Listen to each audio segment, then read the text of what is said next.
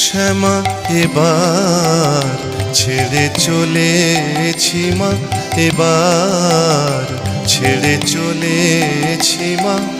পাষাণের মেয়ে পাষাণী তুই, না বুঝে মা বলেছি মা, এবার ছেড়ে চলেছি মা, এবার ছেড়ে চলেছি মা। এতদিন কি ছল করে তুই পাষাণ করে রেখেছিলি, আজ আপন মায়ের দেখা পেয়ে নয়ন জলে গলেছি মা, এবার ছেড়ে চলেছি মা, এবার ছেড়ে চলেছি মা।